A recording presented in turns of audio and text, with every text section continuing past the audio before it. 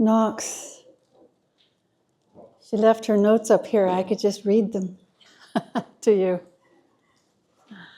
I'm an elder and spiritual leader, the Cowlitz Indian Tribe. Elder is high regard in our culture. So sort of the number one elder that I open all of our conferences, all of our meetings. I also perform marriages and provide celebration of life for those who have joined the ancestors. So I'm busy pretty much every day. This last week, ending yesterday, we had the Northwest affiliated I always forget this, Northwest Tribal Affiliation from all the Northwest tribes here. That's Washington, Oregon, California, Northern California, Montana, Idaho, and Alaska. So they met at our casino resort on I-5, close to the center in Ridgefield. So there was quite a number of tribes that were doing the business of all the tribes. And you can imagine that this would be housing, homelessness, recovery, health, every immediate need of any municipality is also tribal, and we share that. It's a powerful lobby that we have to go back to the budget process in Congress to see how much we can support our tribes to take care of these needs, and it's annual. As part of that, we had some very high officials come out from Washington to give us updates, and of course this is the end of their cycle. We don't know if we'll see them again. We don't know if they'll return, or even if they are serving the same administration in a couple of years to come, if they will retain their particular position. So it was more relaxed and more upfront and more kind of not withholding anything that might embarrass a certain administration. So that was a lovely thing. It was the first time that we had this kind of conference here in Southwest Washington. Amazing. So I want to welcome all of you. The seats that you're sitting in right now, right here, you're sitting on Cowlitz Aboriginal lands. And we are so welcome. We are so welcoming and happy that you are here. It means quite a bit to us because it's wonderful to see the future right in front of us. There's so many of you I know that are going to go into substantial careers that we hope will command and change the future. And so I'm glad to see you. I'm glad to look into your eyes and feel this youthful passion that you are expending right now. I can feel it. And you're wondering, what is she going to say next? What I'm going to say next is talking about Aboriginal lands. We're celebrating the 200th anniversary of Fort Vancouver, 1824, 1825. It was built there. That fort was built there on an old landing site of many tribes, but also Cowlitz tribe, tribal people. And it was built there by the head of Hudson's Bay Fur Company. And it was built there because of the Cowlitz. Now, how do we know that? Because he said so in his own journal. He was a very good friend of one of our ancient chiefs, a chief that commanded the waterways from that site, clear north, past what is then called Puget Sound. We call it the Salish Sea right now, into Canada, where they had established Fort Langley. So this trail from British Columbia down to Fort Vancouver is an ancient Cowlitz trail many traversed on, but it was there because of Skanewa. Skanewa was a commanding chief and a very powerful one, because at that time he married eight women. But that was, I'm sure he had a great deal of appreciation for them. But he also appreciated the land base that he now controlled. Family was everything to Native people then and now, and I am pretty sure family is everything to you as you sit looking at me from your seats. So we share that strong family connections. We have that in our tribe, and I'm sure you have your many tribal families that you're strongly connected to. You know, many of our people, Indian people, very hard to get them in college all the way through college. But they would not have made it had it not been for family. So what I would like to do is basically share with you a little of the history and who the Cowlitz people are. They're a very mysterious tribe. They are not front and center in a lot of the historical tomes.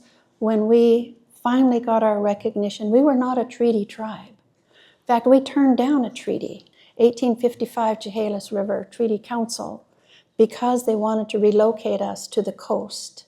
All of our chiefs and all of our sub-chiefs refused.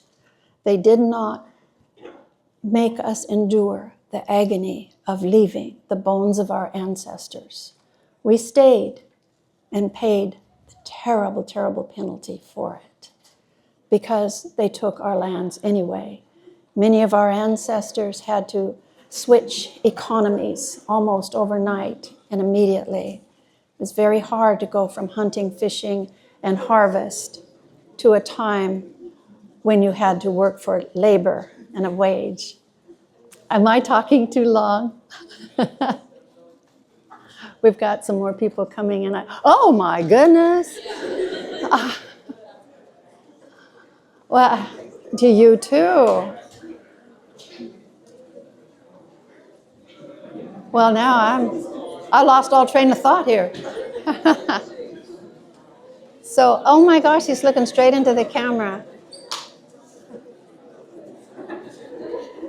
I don't know if this will ever come back. Oh my gosh, he's heading for me.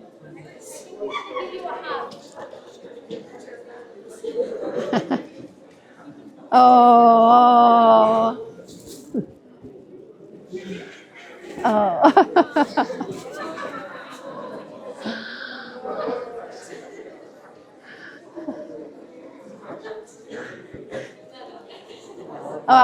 I would say something, but I don't even know what to say. I want to let you know that you are a legend among our people.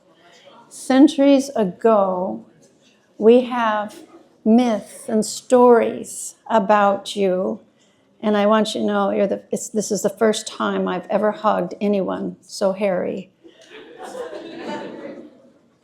Wasn't too bad, ladies. But let me tell you, my grandmother actually believed in you. She believed that you were a species. Very mysterious because we didn't have many sightings, but we did have evidence of you because you pestered us a couple hundred years ago, 300 or 400 years ago. And sometimes you'd throw rocks at our plank houses. Shame on you.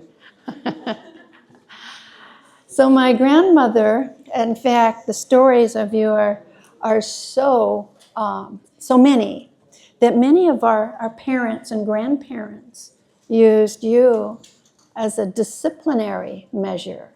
So when I was little, my grandmother would say, You've got to eat your vegetables so you'll be strong enough to outrun a Yakko. This is what our name for you was, the Yakko. Not Bigfoot, not Sasquatch, it was Yakko. So I said, well, how big is a Yakko? She said, taller than this roof. I said, well, how fast is a Yakko? Faster than the fastest horse. I ate my vegetables. So that was always held over me. I'm going to let you go, and hopefully I can get their attention back if I can compose myself. Adios, amigo.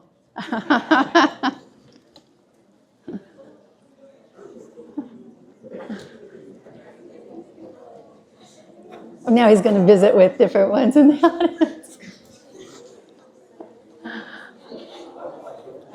I think he's talking in Spanish. Ask the gentleman there in the gray shirt who is holding his hands over his face and, oh, what did he say to you, sir? I'm talking to you. What did he say? You just pretended? Well, you got a nice, he threw something at you. It looked like something nice and wearable.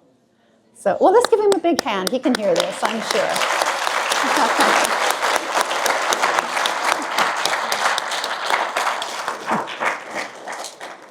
Telling the story of the Yakko reminds me of another story, and then I'll hurry along here.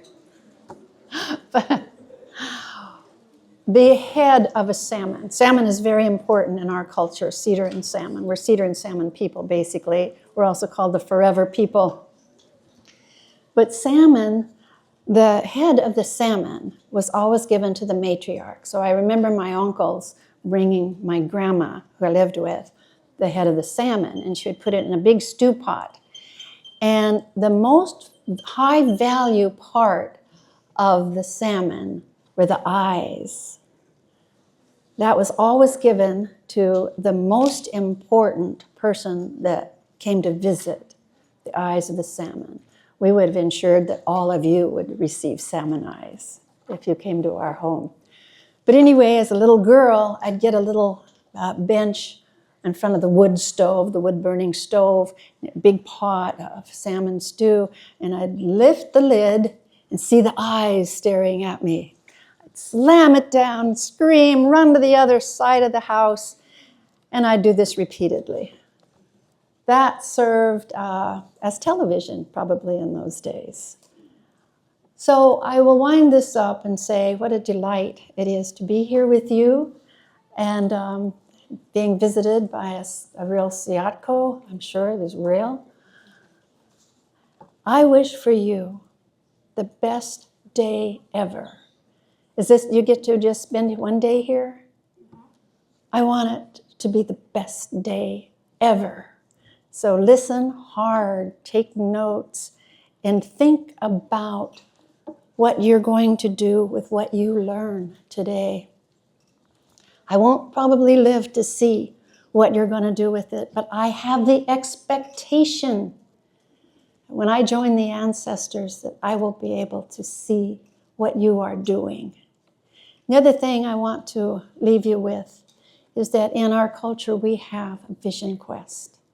You don't have to go up on a mountain and spend a week trying to find your animal totem to have a vision or a vision quest.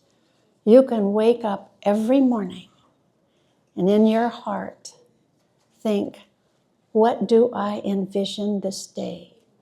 And that will be your vision quest. You do that every day. How do I envision this day, and what can I do to make this a better day for anyone, for myself, but for at least one person?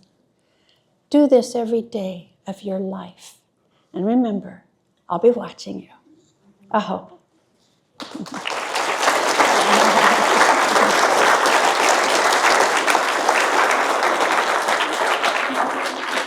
Awesome, you did.